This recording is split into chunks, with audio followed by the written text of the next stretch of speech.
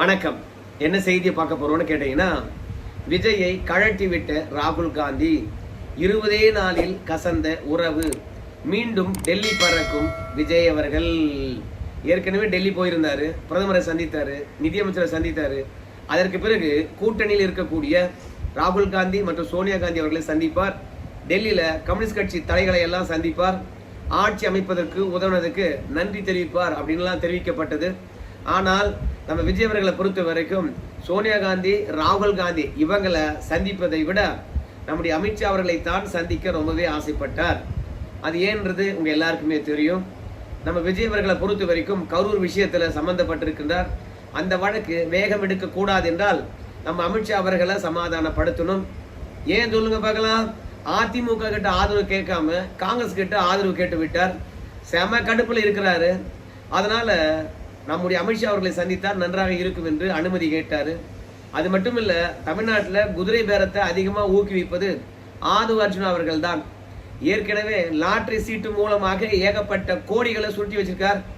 அதனால இன்கம் டாக்ஸும் சரி, அமலாக்கத்துறையும் கண்டிப்பாக தமிழகத்துல கால் ஊன்ற போது ஆதவ் அர்ஜுனா அவர்களை அடக்கினா மட்டும்தான் தமிழகத்துல நாகரிகமான அரசியல் இருக்கும்.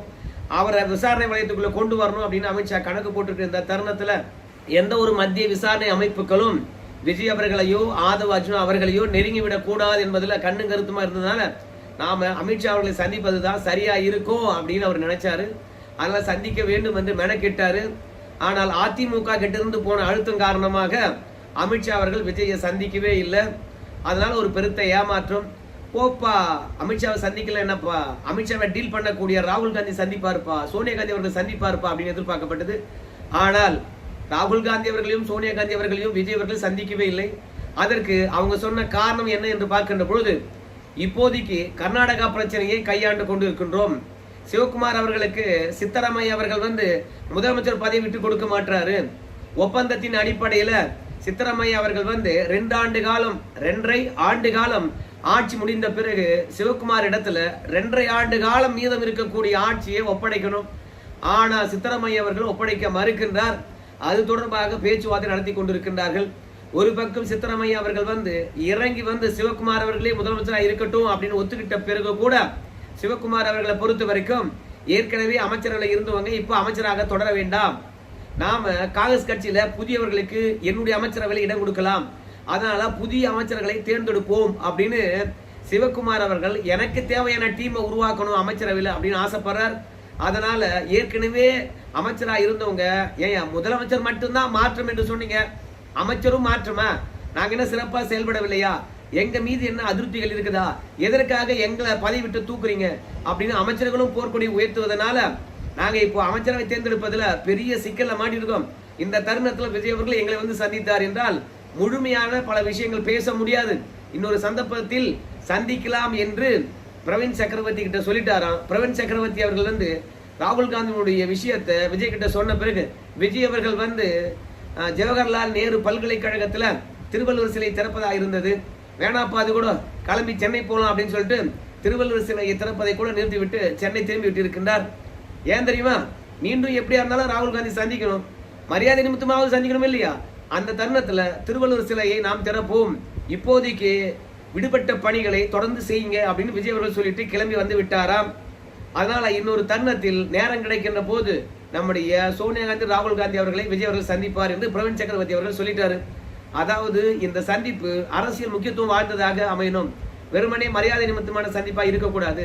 அடுத்து வருகின்ற உள்ளாட்சி தேர்தலில் காங்கிரஸ் மற்றும் தமிழக வெற்றி கழகத்துடைய பங்களிப்பு எவ்வாறு இருக்கணும் என்பதை பற்றி பேச வேண்டியதா இருக்குது. நிறைய நேரம் அதுக்காக ஒதுக்க வேண்டியதா இருக்கிறது. ஏற்கனவே திமுக தந்த நெருக்கடியும் திமுக தந்த புறக்கணிப்பும் தமிழக வெற்றி கழகத்தில் எங்களுக்கு இருக்கக்கூடாது. அதற்காக மத்திய காங்கிரஸ் தலைமையே உள்ளாட்சி தேர்தலில் யாருக்கு எவ்வளவு இடம் என்பதை பற்றி பேசிவிட வேண்டும் என்ற எண்ணம் இருக்குது. அதனால விரிவான சந்திப்பை இன்னொரு தருணத்துல நிகழ்த்துவாங்க அப்படின்னு சொல்லப்பட்டது பிரவீன் சக்கரவர்த்தி அவர்களால. வெறுமனே தொகுதி பங்கீடு மட்டும்தானா, இல்ல கர்நாடகா பிரச்சனை மட்டும்தானா இந்த சந்திப்பு தள்ளி போனதுக்கு காரணம் அப்படின்னு கேட்டீங்கன்னா அது மட்டும் கிடையாது. தமிழ்நாட்டுல இப்ப பெருசா வெடித்திருக்கிறது மேகதாது அணை பிரச்சனை தான். நம்முடைய விஜய் அவர்களை பொறுத்த வரைக்கும் மத்திய அரசாங்கத்துக்கு கடிதம் எழுதினார். உச்சநீதிமன்றத்துல வழக்கு தொடுத்து இருக்கின்றார்கள். பசுமை தீர்ப்பாயத்திலும் தமிழக வெற்றி கழகத்துக்காரங்க வழக்கு தொடுத்து இருக்கின்றார்கள். இந்த மாதிரி சட்டப்பூர்வமான நடவடிக்கை எடுத்திருக்கிற இந்த தருணத்துல, டெல்லி போகின்ற தருணத்துல நம்ம மோடி இடத்திலும் சரி, மேகதாது அணை கட்டுவதற்கான எந்த விதமான அனுமதியும் மத்திய அரசாங்கம் தரக்கூடாது அப்படின்னு விஜய் அவர்கள் கேட்டுக்கிட்டாரு.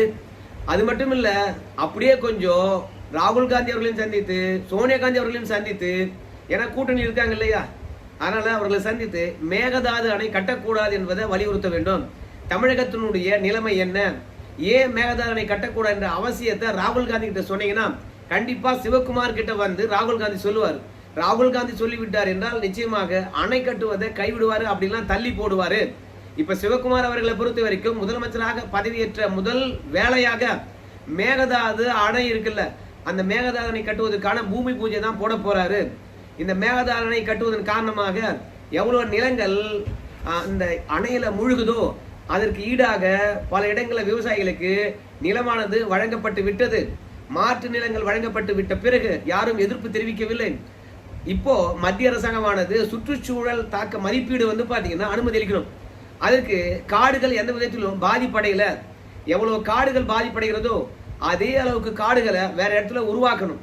அதை உருவாக்கி காட்டி விட்டாலே வந்து மேகதாது அணை கட்டுவதற்கான அனுமதியை மத்திய சுற்றுச்சூழல் தாக்க மதிப்பீட்டு ஆணையமானது அனுமதி அளித்து விடும்.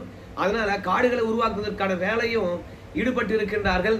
ஸோ மொத்தத்தில் பூர்வாங்க பணிகளை சிவகுமார் அவர்கள் செய்து விட்டார். அவர் முதலமைச்சர் ஆனார்னா பூமி பூஜை தான் பாக்கி. அதனால நம்முடைய விஜய் அவர்கள் டெல்லி போகிற தருணத்தில் சோனியா காந்தி ராகுல் காந்தி கிட்ட போய் மேகதாது அணை கட்டம் தொடர்பாக வலியுறுத்த வேண்டும் என்று கேட்டுக்கிட்டாங்க. அதான் ராகுல் காந்தி வந்து, எப்பா இந்த நேரத்தில் சந்திக்காத, உங்க ஊர்ல மேகதாது அணை பிரச்சனையானது பெரிய விசுவம் எடுத்திருக்கிறது, இன்னொரு சந்தர்ப்பத்தில் சந்திக்கலாம். ஏன்னா என்கிட்ட வந்து நீ சொல்லுவ, நான் சிவகுமார் கிட்ட சொல்லியே ஆகணும். நான் எப்படி சிவகுமார் கிட்ட சொல்லாம இருக்க முடியும்? நீ என்ன பண்ணுவ, நான் போய் ராகுல் காந்தி கிட்ட சொல்லிட்டேன் அப்படின்னு சொல்லுவேன். ஆனால் ராகுல் காந்தி அவர்கள் சிவகுமார் கிட்ட சொன்னாரா இல்லையான்னு தெரியணும்ல. அப்போ நான் என்ன ஸ்டேட்மெண்ட் கொடுக்கணும்? நான் வந்து மேகதாது அணை கட்டுவது தொடர்பாக சிவகுமார் அவர்கள் பரிசீலிக்க வேண்டும் என்று கோரிக்கை வச்சிருக்கேன் அப்படின்னு நான் சொன்னேன்னு வச்சுக்கலேன், அப்புறம் கர்நாடகாவில் காங்கிரஸுக்கு ஓட்டே இழமப்படும். அதனால பெரிய சர்ச்சையா வெடிச்சிடும், காங்கிரஸ் அத்தே போயிடும். கர்நாடகாவில், தமிழகத்தில் காங்கிரஸ் ஆனது யாராவது ஒருத்தர் தோல்ல ஏறிக்கிட்டு தான் பயணப்பட வேண்டும். ஆனால் கர்நாடகாவில் ஆட்சியே போயிடும்பா. இப்பதான் கொஞ்சம் கொஞ்சமாக தென் மாநிலங்கள்ல நாங்க ஆழ கால் ஊன்றி கொண்டு வருகின்றோம். இப்பதான் கேரளாவில் 10 ஆண்டுக்கு பிறகு ஆட்சியை பிடிச்சிருக்கோம். மீண்டும் கர்நாடகாவில் நாங்க ஆட்சியை பிடிக்கணும். அடுத்து வருகின்ற நாடாளுமன்ற தேர்தலில் காங்கிரஸ் ஆனது அதிக இடங்களில் வெற்றி பெற வேண்டும் என்றால் நாங்க பல மாநிலங்கள்ல ஆளுங்கட்சியா இருக்க வேண்டும். இந்த தருணத்துல வந்து மேகதாது அணை கட்ட வேணாம், கொஞ்சம் சிவகுமார் கிட்ட வலியுறுத்துங்க அப்படின்னு சொன்னீங்கன்னா சோழி முடியணுங்க, அதனால வர வேணாங்க அப்படின்னு வந்து அழுத்தம் திருத்தமாக ராகுல் காந்தி சொல்லிவிட்டு இருக்கின்ற காரணத்தினால விஜய் அவர்கள் வந்து தமிழ்நாட்டு உரிமையெல்லாம் தூக்கி குப்பையில போட்டுட்டு கர்நாடகாவில் காங்கிரஸ் கட்சிக்காரன் அரசியல் செய்யறதுக்காக அவரை சந்திக்காம வெளியே வந்துட்டார். இவங்க தான் தமிழ்நாட்டு நலனை போய் டெல்லி வரைக்கும் அழுத்தம் கொடுத்து காப்பாற்றுவாங்க அப்படின்னு சொல்லிட்டு நம்மளாம் நினைச்சிட்டு இருக்கிறோம். கூட்டணியில இருந்தா திமுகவும் சரி, அதே மாதிரி தமிழக வெற்றி கழகமும் சரி, காங்கிரஸ் கட்சிக்கு அழுத்தமே கொடுக்க மாட்டாங்க. ஏற்கனவே திமுக கிட்ட பல முறை சொல்லியாச்சு, ஏயா இந்தியா கூட்டணியில் தான் இருக்கிறீங்க, பல தொகுதி உடன்பாட்டுக்காகவும் 2வது பிரச்சாரத்துக்காகவும் இந்தியா கூட்டணி ஏற்பாடு செய்கின்ற கூட்டங்கள்லாம் போய் கலந்துக்கிறீங்க. அப்படியே ஒரு 8 கர்நாடகாவில் மேகதாது அணை கட்டக்கூடாது என்று சிவகுமார் கிட்டையும் சரி, சித்தராமையா கிட்டையும் பேசுங்க, அதை தொடர்ந்து ராகுல் கிட்ட பேசுங்க அப்படின்னு ஸ்டாலின் கிட்ட எவ்வளவோ அழுத்தம் கொடுத்தாங்க. ஆனால் நம்ம பல முறை பேசி பார்த்துட்டோம். அப்படி பேசுகின்ற போது காங்கிரஸ் கட்சி தலைவர்கள் சரியா ஒத்துழைப்பு நல்வது கிடையாது. சட்டப்பூர்வமான வழிக்கு நம்ம போயிட்டோம். சட்டப்பூர்வமான வழிக்கு போனதுனால நம்ம சட்டத்தை தான் நாட வேண்டும். தேவையில்லாம எதுக்குப்பா மீண்டும் அரசியல் பேச்சுவார்த்தைகள் எப்போதும் வெற்றி அடைந்தது கிடையாது என்று கம்பு சுத்திக்கிட்டே இருந்தாங்க. அதனால இப்போ ஆட்சி மாற்றம் ஏற்பட்டு இருக்கிறதுனால விஜய் அவர்களாவது வந்து ஆக்கப்பூர்வமா பேச்சுவார்த்தை நடத்துவாரு. ஏன்பா அதான் திமுக காரனே சொல்லிட்டான்ல, பேச்சுவார்த்தை நடத்துகின்ற பொழுது கர்நாடகா தமிழகம் ஒத்து வரலையாப்பா, அப்புறம் எதுக்கு பேச்சுவார்த்தை? அதனால தான் ராகுல் காந்தியும் சரி, அப்புறம் விஜய் அவர்களும் தவிர்த்து விட்டிருக்கின்றார்கள். சட்டப்பூர்வமாக போலாமே அப்படின்னு நீங்க நினைக்கலாம். ஆனால் தீர்க்கப்படாத பல பிரச்சனைகள் வந்து பேச்சுவார்த்தை மூலமாக தான் தீர்க்கப்படுது. எம்ஜிஆர் காவிரி பிரச்சனையை எப்படி தீர்த்தாரு? கலைஞர் காலத்துல வந்து காவிரி நதி தொடர்பான ஒப்பந்தமானது காலாவதியாகிறது. அந்த ஒப்பந்தத்தை நீட்டித்திருக்க வேண்டும். கலைஞர் மீது இருக்கக்கூடிய வழக்கு காரணமாக அந்த ஒப்பந்தத்தை நீட்டிக்காம இந்திரா காந்தி அவர்கள் தந்த உத்தரவாதத்தின் அடிப்படையில அப்படியே கைவிட்டுட்டாரு. பிறகு 400 TMC தண்ணீரானது தமிழகத்துக்கு வர வேண்டும். ஆனா கர்நாடகாக்காரன் தர்றதே கிடையாது. பிறகு எம்ஜிஆர் பார்த்தாரு, சட்ட போராட்டம் நிகழ்த்தலாமா இல்ல கர்நாடகாவில் இருக்கக்கூடிய ஆட்சியாளர்கிட்ட பேசலாமா அப்படின்னு நினைச்சாரு. உடனடியாக எம்ஜிஆர் வந்து கர்நாடகாவில் இருக்கக்கூடிய ஆட்சியாளர்கிட்ட பேசினாரு, அகில இந்திய தலைமை கிட்ட பேசினாரு. அழகா வந்து நம்ம எம்ஜிஆர் பேசுறதுக்கு காரணமாக கடந்த காலங்களில் 440 டிஎம்சி தண்ணீரானது தமிழகத்துக்கு வந்து கொண்டிருந்தது. எம்ஜிஆர் பேசுறதுனால 400 டிஎம்சி தண்ணியானது தமிழகத்துக்கு வந்தது. அதனால பேசுவதனால எந்த பிரச்சனையும் கிடையாது. மனம் ஒத்து போச்சுன்னா, விட்டு கொடுக்கின்ற எண்ணம் வந்துச்சுன்னா சுமூகமாக போலாம். அதே மாதிரி வந்து எடப்பாடி பழனிசாமி கூட பேச்சுவார்த்தை மூலமாக இந்த நதிநீர் பிரச்சனையை தீர்வு கண்டார். எப்பப்பா அப்படின்னு கேட்பீங்க, எப்போ ஆந்திராவில இருந்து கிருஷ்ணா நதி நீர் வரணும், வேலுமணி எடப்பாடி பழனிசாமியும் அங்கேயே போயிட்டாங்க, பேச்சுவார்த்தை நடத்தி தண்ணி கொண்டாந்தாங்க. முல்லை பெரியாறு விஷயம், பேபி அணையை பலப்படுத்தணும், அதே மாதிரி வந்து முல்லை பெரியாறு அணையை சீர்படுத்தணும். நேரடியாக பினராயி விஜயன் அவர்களை சந்தித்து பேசினாங்க. அப்புறமேட்டுக்கு நீங்க பேபி அணையை பலப்படுத்திக் கொள்ளுங்க, அதே மாதிரி வந்து முல்லை பெரியாறு அணையும் பலப்படுத்துறதுக்கான வேலையை பாருங்க சொல்லிட்டு அனுமதி அளிச்சாங்க. அந்த மாதிரி பேச்சுவார்த்தை மூலமாக பிரச்சனையை தீர்ந்திருக்குது. ஆனா இவங்களை பொறுத்த வரைக்கும் முழுக்க முழுக்க இந்த பிரச்சனை இருந்து கொண்டே இருக்கணும். இதை வச்சு 2 மாநிலத்தில் இருக்கிறவங்களும் ஆட்சி செய்யணும், அரசியல் செய்யணும். அதுக்காகவே வந்து முல்லை பெரியாரையும் காவிரி நதிநீர் பிரச்சனையும் கையில் எடுத்து வச்சுட்டு இருக்காங்க. ஸோ இந்த முறையாவது விஜய் அவர்கள் புதுசாக வந்திருப்பதனால பேச்சுவார்த்தை நடத்துவார் என்று பார்த்தாங்க, நடத்தவே இல்லை. மொத்தமாக சோழி முடிந்தது. இப்போது சமூக வலைதளத்தில் அமித்ஷாவுக்கு தந்த முக்கியத்துவமும், 2வது அதிமுக காரங்களை கட்சியில் இணைத்துக் கொள்வதும் ராகுல் காந்தி அவர்களுக்கு மனம் உடைந்து போய்விட்டது. காங்கிரஸை நம்பாத ஒரு கட்சியாக இந்த தமிழக வெற்றி கழகம் இருக்கிறது. திமுக வந்து நாங்க குடைச்சல் கொடுப்போம், ஆனா திமுக எங்களுக்கு என்னைக்குமே குடைச்சல் கொடுத்ததே கிடையாது.